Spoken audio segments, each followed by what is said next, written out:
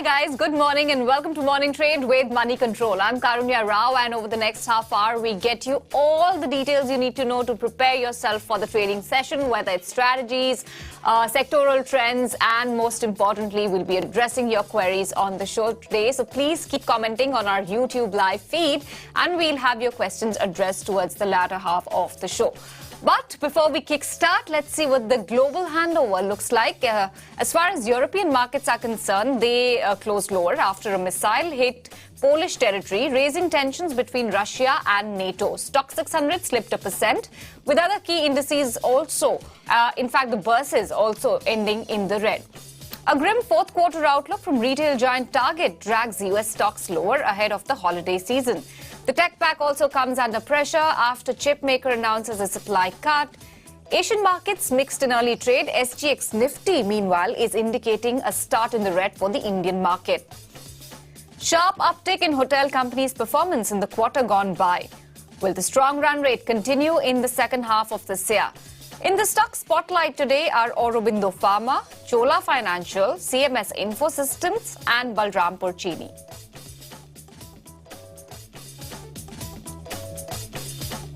Okay, let's get going and bring on board Bharat Jenani from MC Pro to talk about the hotels and hospitality sector. Bharat, great to have you on board. Good numbers coming in from many of these hotel companies. The quarter gone by has sort of been quite resilient, almost back to pre-COVID levels, and in some cases surpassed pre-COVID levels. Is it a good time to look at investing in hotel stocks now that demand has bounced back and second half is a seasonally strong period? Yeah, so good morning to the viewers. We have seen very good performance for the hotel companies in the quarter gone by. So the driving factor has been tremendous increase in the room rates. So room rates have gone up by 20 to 25%, supported by strong demand. Occupancies are inching back to the pre-COVID levels. So RevPAR growth for all the companies, the major listed companies in the universe has grown by almost double digits. So yeah, and second half is seasonally strong quarter. On generally, the H2 demand is about 20 to 25% higher than the H1 demand. There is a pleasant weather conditions. There are celebrations in form of New Year, festives. There is a wedding season. Also, the corporate demand tends to be higher in the second half. So seasonally, second half is strong. But this time around, we have two additional growth triggers for growth in the second half. So international tourism will be back after a gap of 2 years in the second half. So foreign tourists usually prefer to tour India in the second half. So that's an important trigger after 2 years of COVID-19 disruptions that is going to come up in a very big way. Another important factor is this time around in the calendar year 2023, G20 summit will be hosted by India. So delegations from various countries will visit the country, which will give a very strong fillip to the demand in quarter four. So it's a very important event from an international standpoint of view. So this will definitely help, the hotel sector. So these two are very important triggers this time around. We expect a very strong performance in the second half for the hotel industry. Okay, all right. What about the demand and supply scenario? Because many smaller players were wiped out or could not expand because of financial distress, given how last 1.5 to 2 years have panned out. So what is this demand supply situation like, and will this augur well as well for organized players and for larger players which are listed in the Indian markets? Yeah, so if we see the demand, definitely the supply, as you definitely pointed out, last 1.5 to 2 years were very bad for the hotel industry. Occupancies had dipped to a record low, so there was virtually no travel as such. And hotel industry being, a very capex intensive industry, if the demand drops so significantly, then it is very difficult for players to survive, especially the smaller players who don't have the balance sheet strength. So a lot of players have been, especially the smaller guys, have been severely impacted by COVID-19, and they are, unable. They're not in a position to expand capacity as such. So we expect over the next 3 to 4 years, the supply is expected to be significantly impacted. As per the industry estimates, the supply is expected to grow at a rate of 3.5 to 5% over the next 3 to 4 years. On the other hand, if we see the demand side, post 2 years of restrictions, there has been a huge pent-up demand for travel. And as I pointed out earlier, that because of the international tourists coming back and events like G20 summit being organized by India, the demand is expected to be very, very strong. So demand is expected to grow by about 11 to 12%, which is like typically 1.5 to 1.6 times of the GDP growth projections. So if we see the demand supply mismatch, it's pretty high. Demand 11 to 12% growth, whereas supply is expected to remain constrained about 4 to 5% growth only. So this will lead to a very strong increase in the pricing because if the demand goes off the roof and you have a limited supply, so this will improve the pricing. So branded players who have survived the COVID wave, they have a strong balance sheet, they have good expansion plans. So overall, this is going to be very beneficial for the industry. We expect the industry to be in an upcycle for the next at least 3 to 4 years. So definitely for long term, the hotel industry is a place to be for the investors. Okay, so 3 to 4 years is what you're expecting the hotel sector upcycle to continue. So I hope our viewers are taking note of that. But Bharat, recently MC Pro had published a note on Lemon Tree hotels, and you guys were fairly optimistic about the prospects.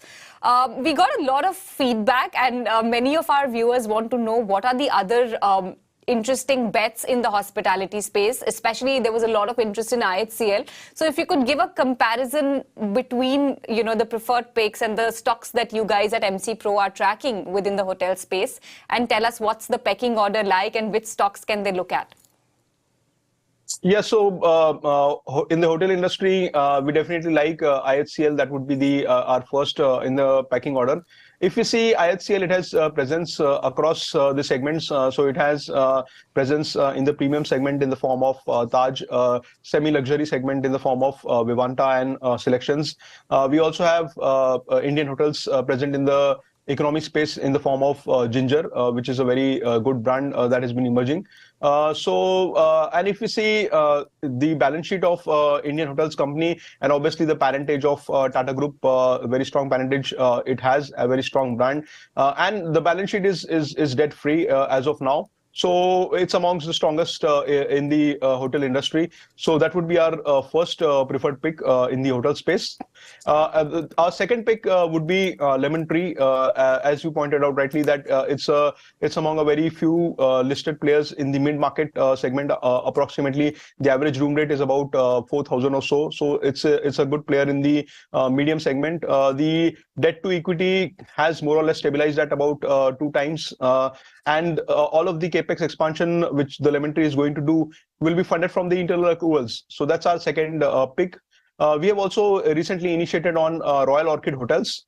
So it's another mid-cap a company operating in the mid-hotel space. It has an average room rate of about 3,500 or so.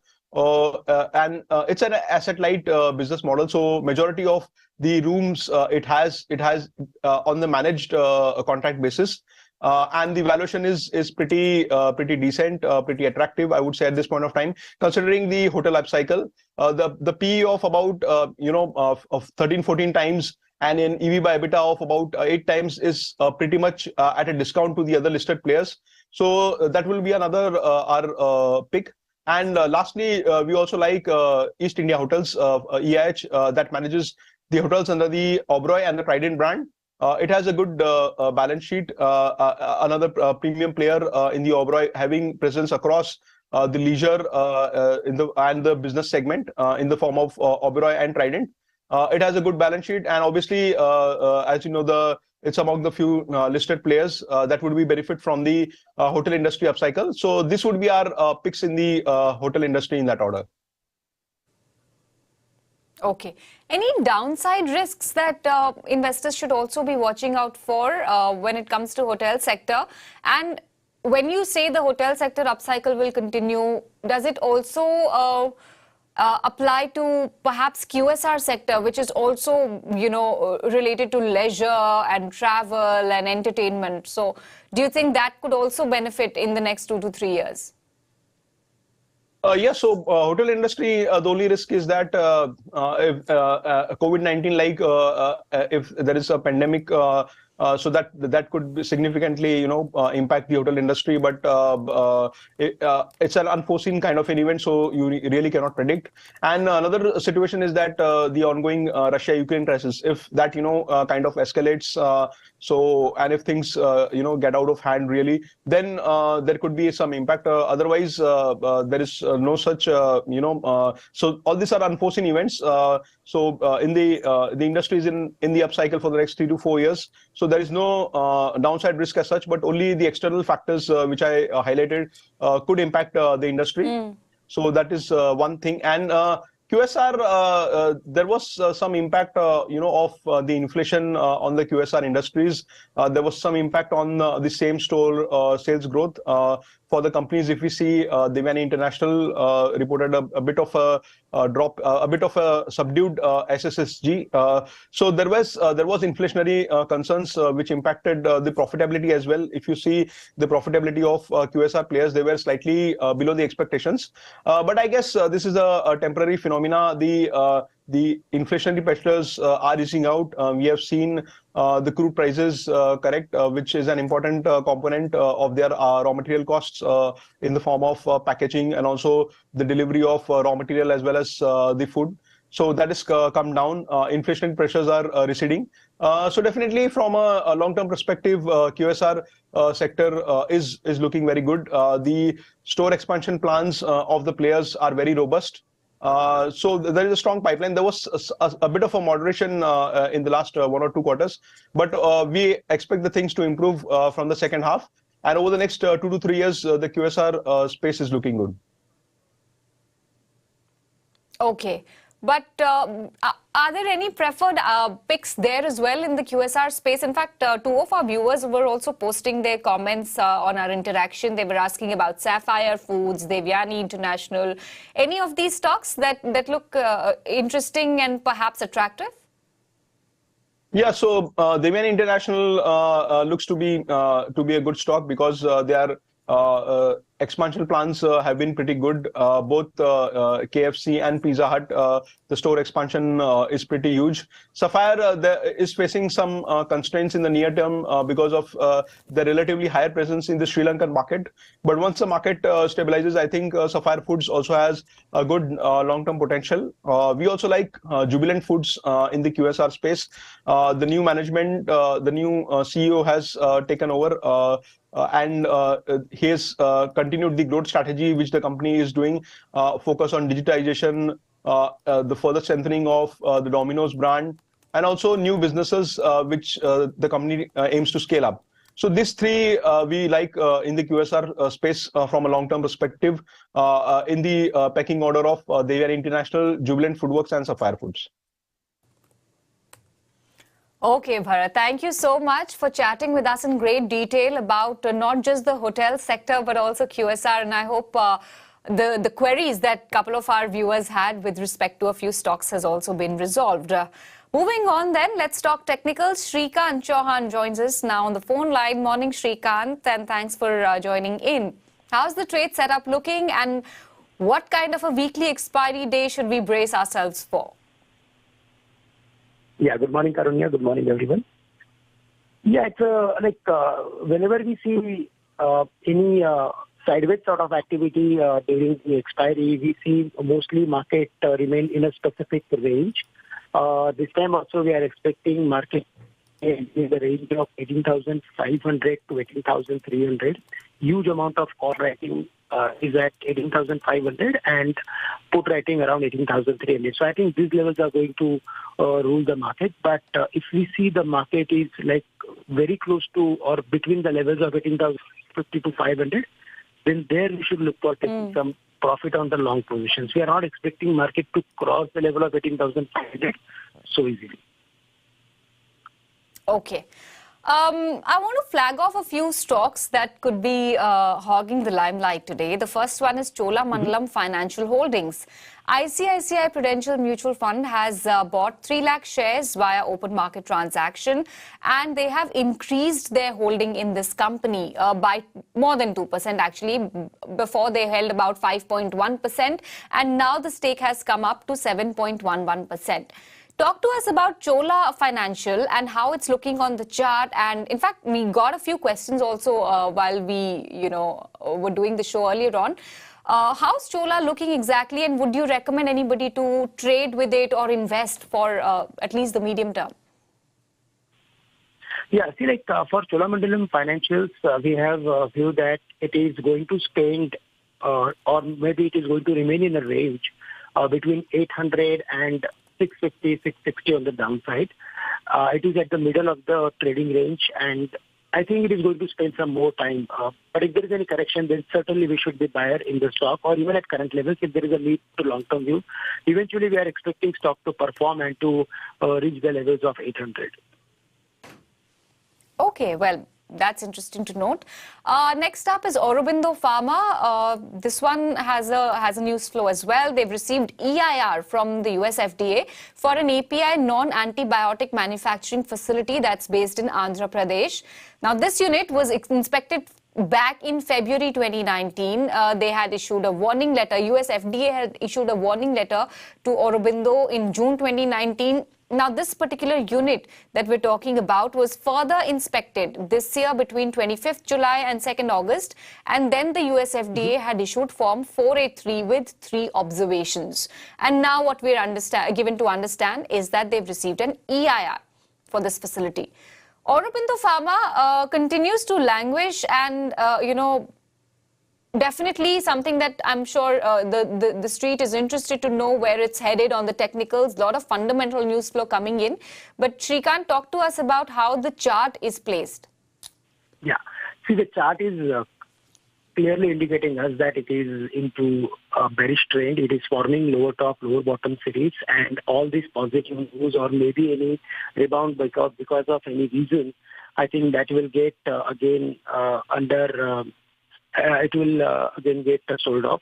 So broadly, we are of the view that if there is any rebound from current levels close to 500 or 510, then there we should look for reducing or exiting out of the long position, because we are expecting stock to fall towards the levels of 400 based on technicals. And there are multiple stocks which are really doing well from the pharma sector, like Pharma or Cipla, or maybe even Apollo Hospitals, Astrodm. These are the stocks where we should look for adding positions, or we should be buyer with a medium to long-term view. But from the Aurobindo Pharma specifically, we should look for exiting out of long positions. Yeah, looks like it's far from being healthy right now. But let's talk about CMS Info Systems again. Small Cap World Fund has bought 30 lakh shares in the company. And here in this transaction, the seller is promoter Cyan Investments, which has offloaded close to 3% stake. Earlier, as of September 22, end of the quarter, they held about 63% in the company, and they seem to have sold off 3% from that. Talk to us about CMS Info Systems. Last 6-7 weeks, the stock has seen some strong momentum. Is that going to continue? I think based on technicals, it is very close to its resistance level, based on extensions, based on... Okay, I think we've snapped the line with Shrikanta. Let's try to quickly repatch him and get his perspective on a host of other stocks which were pending. I also wanted to, flag off another stock, not just CMS Info Systems, but Balrampur Chini as well. There's been a corporate development there as well, and that is one stock also that you could keep on your radar today. They've commenced the production of industrial alcohol in new distillery at Mirzapur. They have added more capacity, and with this addition, the total distillation capacity of the company has risen. Is Shrikant back with us? Hi, Shrikant, can you hear me? Yes, I can hear you. Okay, so I was talking to you about CMS Info Systems, where Small Cap World Fund has bought stake and the promoter has sold about 3% of what they held back in September. Talk to us about the stock. Given the good momentum it's witnessing last 7-8 weeks, is that likely to continue? See, for CMS info, we feel that it is very close to its resistance level based on extensions, retracements, which we follow to predict the levels based on the overall. Whenever the chart is into new territory. So I think it is very close to resistance level. We should look for, again, taking some profit on the long position. Yes, in case if there is any correction, then 290, 280 should act as very good support. But around these levels or around 350 levels, we should be seller. For Balrampur Chini, I think there also we feel that the stock is forming some reversal formation. And there also we are expecting 390, 380 sort of levels. So it will take time, but gradually I think the stock is heading towards the levels of 390, 400. Okay. We're a bit pressed on time, Shrikant, so we'll address a couple of queries very quickly. Vish has written to us and he wants your view on Ashok Leyland. How is it looking? It is not performing. Actually, it is finding difficulties to sustain above the mark of 150, 155. So based on its overall technical pattern and underperformance, we should look for exiting out of positions, and we should look for adding stocks like maybe Mahindra and Mahindra or Tata Motors with a medium to long-term view. Okay, all right. You were just talking to us about Chola Financial, and Siddharth is sending us a query and asking us for a pick between Manappuram and Muthoot. Now, which looks better for the long term? See, if there is a medium to long-term view or long-term view, then we should certainly stick to the good quality Muthoot Finance, which is currently at 1080. Certainly, this particular sector or maybe such type of gold financing companies are finding, or maybe they are facing challenges from the bank. But early, I think they are going to do well in the long run if they change to their some strategy. So Muthoot Finance looks really good to buy and hold with a long-term view. Okay, all right. How about Thyrocare? Basavaraj has invested in Thyrocare for 768 rupees. He is holding about 300 shares in the company. He's incurring a loss clearly and wants to know whether to average it at these levels or to book losses and exit. I think it is better to exit out of it because still he's losing maybe 15-20% from its holding price. So which is we can always recover in this market. If we again look for adding very good companies or quality companies from the same sector, we like Krishna Institute of Diagnostic, which is currently trading at 1595, 1600 levels. So Queen's Hospital. Basically, we are bullish on the hospitals, and in that we like, which is currently trading at 1595. There we are expecting 1800, 1850 sort of levels. Okay, all right. And finally, Shrikant, what are your stock ideas for the day? Which stocks are you keeping on your radar, and perhaps our investors and viewers could actually keep a track of that as well? Yeah, in that we like few cement companies really well, but Dalmia Bharat is showing a lot of strength based on technicals, based on fundamentals. There we are expecting 1790, 1800 sort of levels. We should look for adding this stock at current levels. And also we like Concur, Container Corporation, which is currently at 760, 765.